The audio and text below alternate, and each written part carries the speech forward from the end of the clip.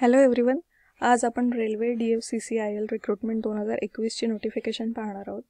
याच्यामध्ये 1074 वॅकन्सीज आहेत आणि लास्ट डेट ॲप्लिकेशनची आहे 23 मे 2021. ही एक अशी ॲड आहे की याच्यामध्ये सगळ्यांना ॲप्लाय करता येईल. म्हणजे जर तुम्ही डिप्लोमा होल्डर असाल, जर तुम्ही इंजिनियर असाल, जर तुम्ही फक्त प्लेन ग्रॅज्युएशन केलेलं असेल किंवा तुम्ही ITIचा कोर्स केलेला असेल, प्रत्येक स्टुडंटसाठी इथे कोणत्या ना कोणत्या पोस्टसाठी अप्लाय करण्याचा चान्स आहे. हा व्हिडिओ थोडासा मोठा होऊ शकतो, पण तुम्ही शेवटपर्यंत नक्की पहा आणि तुमची जी डिग्री असेल किंवा तुम्ही ज्यात एज्युकेशन घेतलेलं असेल त्या ठिकाणी ती स्लाईड पॉज करून, त्या ठिकाणी तो व्हिडिओ पॉज करून तुम्ही तुमचे डिटेल्स पहा की काय काय रिक्वायरमेंट्स आहेत. आपण पाहूया कोणकोणत्या पोस्ट आहेत. Dedicated freight corridor corporation of India ही एक पब्लिक अंडरटेकिंग आहे आणि ती मिनिस्ट्री ऑफ रेल्वेज अंडर येते. याच्यामध्ये 3 पोस्टसाठी तुम्हाला सगळ्यात पहिल्यांदा अप्लाय करायचं आहे. ते म्हणजे आहे ज्युनियर मॅनेजर एक्झिक्युटिव्ह आणि ज्युनियर एक्झिक्युटिव्ह. आता इथे जेव्हा तुम्ही अप्लाय करता तेव्हा तुम्हाला विचार करून अप्लाय करायचं आहे की नक्की आपण कोणत्या पोस्टसाठी व्यवस्थित बसतो आहे किंवा ज्या ज्या रिक्वायरमेंट्स आहेत त्या आपण फुलफिल करतो आहे की नाही. कारण त्यांनी असं नोटिफिकेशनमध्ये सांगितलं की जर तुमच्या 2 एक्झाम एका वेळी आल्या तर त्याच्यासाठी DFCCIL रिस्पॉन्सिबल असणार नाही आहे. त्यामुळे नीट विचार करा आणि त्याप्रमाणेच तुम्ही अप्लाय करा की आपल्याला सगळ्यात महत्त्वाची पोस्ट कोणती वाटते. ज्युनियर मॅनेजर आहे, एक्झिक्युटिव्ह आहे आणि ज्युनियर एक्झिक्युटिव्ह आहे. तर आपण पाहूया की त्यासाठी एज्युकेशन क्वालिफिकेशन काय काय हवं आहे. पहिलं आहे ज्युनियर मॅनेजर. त्याची पे स्केल आहे 50,000 ते 1,60,000. त्याच्यात पहिला आहे ज्युनियर मॅनेजर सिव्हिल इंजिनिअरिंगमधला. त्याच्या वॅकन्सीज आहेत 37. त्याच्यासाठी एज्युकेशन क्वालिफिकेशन आहे बॅचलर डिग्री सिव्हिल इंजिनिअरिंगमध्ये आणि त्याच्यासाठी ॲग्रिगेट मार्क्स त्यांनी 60% सांगितलेले आहेत आणि ते कंपल्सरी आहेत. ते या ठिकाणी एकच महत्त्वाची कंडिशन आहे की 60% मार्क्स तुम्हाला असले पाहिजे. तुम्ही जी काही डिग्री घेतली आहे ज्या कोणत्या स्ट्रीममध्ये तिथे तुम्हाला मिनिमम ॲग्रिगेट 60% मार्क असले तरच तुम्ही अप्लाय करू शकता.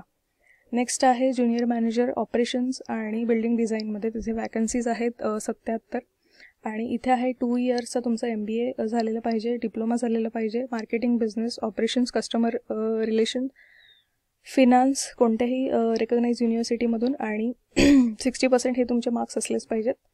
ज्युनियर मॅनेजर आहे मेकॅनिकलमधले. त्याच्यासाठी आहेत 3 जागा.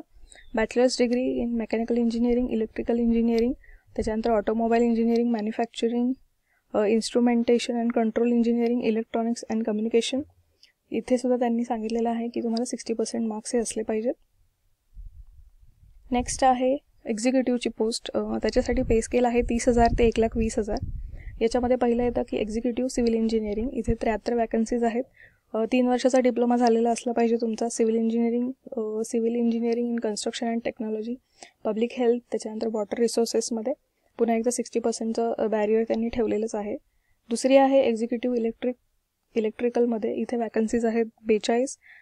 इथे त्यांनी डिप्लोमा दिलेला आहे इलेक्ट्रिकल इंजिनिअरिंग, त्याच्यानंतर power supply, instrumentation, applied electronics, digital electronics, power electronics. याच्यामध्ये सुद्धा 60% मार्क्स असले पाहिजेत. नेक्स्ट आहे एक्झिक्युटिव्ह ऑपरेशन्स आणि बिल्डिंग डिझाईन. इथे वॅकन्सीज आहेत 237. आता ही खूप लोकांसाठी इम्पॉर्टंट पोस्ट आहे कारण इथे कोणत्याही स्ट्रीममधलं ग्रॅज्युएशन चालणार आहे 60% मार्क्स असलेलं. तर एक्झिक्युटिव्ह ऑपरेशन्स आणि बिल्डिंग या पोस्टसाठी कोणत्याही व्यक्ती ज्याचं ग्रॅज्युएशन झालेलं आहे तो अप्लाय करू शकतो. नेक्स्ट आहे एक्झिक्युटिव्ह मेकॅनिकल. इथे 3 जागा आहेत.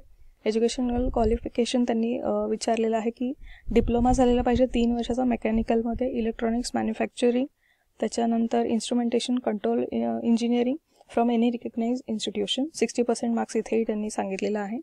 त्याच्यानंतर आहे ज्युनियर एक्झिक्युटिव्ह. त्याची पे स्केल आहे 25,000 ते 68,000. ज्युनियर एक्झिक्युटिव्हसाठी टोटल वॅकन्सीज आहेत 135. त्यांनी क्वालिफिकेशन सांगितलेलं आहे की 2 वर्षाचा तुमचा कोर्स झालेला पाहिजे ITIचा. कोणत्याही SC/SC/VC आणि NC/VT यांनी जो रेकग्नाइज केलेला असतो 60% मार्क्स असले पाहिजेत इथे सुद्धा तुम्हाला.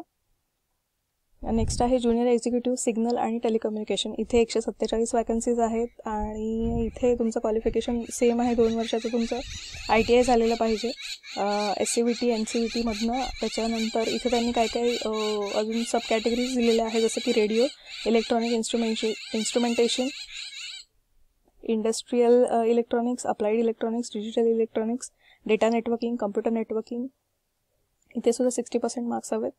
नेक्स्ट आहे ज्युनियर एक्झिक्युटिव्ह ऑपरेशन्स आणि बिल्डिंग डिझाईन. इथे टोटल 225 वॅकन्सीज आहेत आणि इथे ITI सोबत कोणत्याही ग्रॅज्युएशन झालेली व्यक्ती, कोणत्याही स्ट्रीममधून ग्रॅज्युएशन झालेली व्यक्ती अप्लाय करू शकते. तर इथे आपण पाहिलं की 2 अशा पोस्ट आहेत की जिथे कोणत्याही स्ट्रीममध्ये ग्रॅज्युएशन झालेली व्यक्ती अप्लाय करू शकते आणि त्याच्याच वॅकन्सीज सर्वात जास्त आहेत. नेक्स्ट आहे ज्युनियर एक्झिक्युटिव्ह. टोटल वॅकन्सीज 14 आहेत. मेकॅनिकलमधली ही पोस्ट आहे. याच्यामध्ये तुम्हाला ITI झालेलं असलं पाहिजे, motor mechanic, electronics and instrumentation from any graduation from any recognise institution with 60% mark. Next आहे एज लिमिट. आता तुम्ही ज्या पोस्टसाठी अप्लाय करणार आहात किंवा तुमचं जे क्वालिफिकेशन आहे त्याप्रमाणे त्या ठिकाणी व्हिडिओ पॉज करून नीट पुन्हा एकदा काय काय त्यांनी विचारलेलं आहे एज्युकेशनल क्वालिफिकेशन ते पाहून घ्या. आता आपण पाहूया की एज लिमिट काय आहे. यासाठी वेगवेगळ्या पोस्टसाठी वेगवेगळे एज लिमिट त्यांनी दिले. ज्युनियर मॅनेजरसाठी मिनिमम 18 वर्ष, मॅक्झिमम 27 वर्ष. एक्झिक्युटिव्हच्या पोस्टसाठी 18 ते 30 वर्ष आणि ज्युनियर एक्झिक्युटिव्हसाठी 18 ते 30 वर्ष. याची जी परीक्षा आहे ती MCQ टाईपमध्ये असणार आहे. 120 प्रश्न आहेत. ऑनलाईन परीक्षा असणार आहे आणि निगेटिव्ह मार्किंग आहे 0.25. त्याच्यानंतर आपण पाहूयात की स्टेप्स काय आहेत. तर स्टेप्समध्ये CBT, CBAT आणि इंटरव्ह्यू. आता CBT म्हणजे कम्प्युटर बेस्ड टेस्ट असणार आहे तुमची, म्हणजे तेच ऑनलाईन एक्झाम कम्प्युटरवर द्यायची आहे. त्याच्यानंतर AT म्हणजे ॲप्टिट्यूड टेस्ट आहे आणि इंटरव्ह्यू आहे. आता त्यांनी नोटिफिकेशनमध्ये एक डिटेल चार्ट दिलेला आहे की कोणत्या पोस्टसाठी ॲप्टिट्यूड टेस्ट आहे, कोणत्या पोस्टसाठी इंटरव्ह्यू आहे आणि कोणत्या पोस्टसाठी तिन्ही पण स्टेप्स आहेत. काही पोस्ट अशा आहेत की जिथे फक्त पहिल्यांदा एक टेस्ट असणार आहे तुमची कम्प्युटर बेस्ड आणि डायरेक्ट इंटरव्ह्यू असणार आहे, मधली ॲप्टिट्यूड टेस्ट नाही आहे. किंवा काही पोस्ट अशा आहेत की ज्याच्यासाठी इंटरव्ह्यू नाही आहे आणि काही पोस्ट अशा आहेत की ज्याच्यासाठी या तिन्ही गोष्टी आहेत की पहिली टेस्ट, दुसरी ॲप्टिट्यूड टेस्ट आणि इंटरव्ह्यू. तर तुम्ही ते नोटिफिकेशन एकदा पाहून घ्या. ते नोटिफिकेशन मी आपल्या टेलिग्राम चॅनलवर टाकेन, ते तुम्ही चेक करा, नक्की वाचून घ्या. आता एक्झामिनेशनच्या सिटीज कोणत्या कोणत्या आहेत. तर आता ही पूर्ण इंडियासाठी पोस्ट असल्यामुळे इथे इंडियातल्या वेगवेगळ्या ठिकाणी तुम्ही एक्झाम देऊ शकता. महाराष्ट्रामधलं मेनली आहे मुंबई, नागपूर आणि पुणे. तर त्यांनी असं म्हटलेलं आहे की तुम्ही 3 प्रेफरन्सेस देऊ शकता तुमच्या एक्झामिनेशन सेंटरच्या. तर ते नीट विचार करून द्या की तुम्ही कसे प्रेफरन्सेस देत आहे. UPSCला आपण ज्याप्रमाणे प्रेफरन्सेस देतो तसेच आहेत सेम इथे.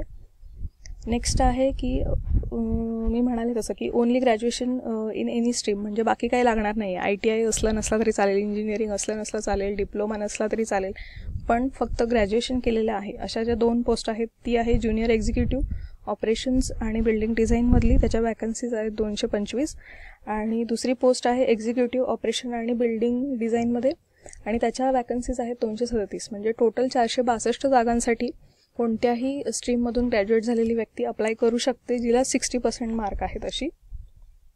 फी आपण पाहूया की ज्युनियर मॅनेजरसाठी 1000 रुपये आहे, एक्झिक्युटिव्हसाठी 900 रुपये आहे आणि ज्युनियर एक्झिक्युटिव्हसाठी 700 रुपये आहे.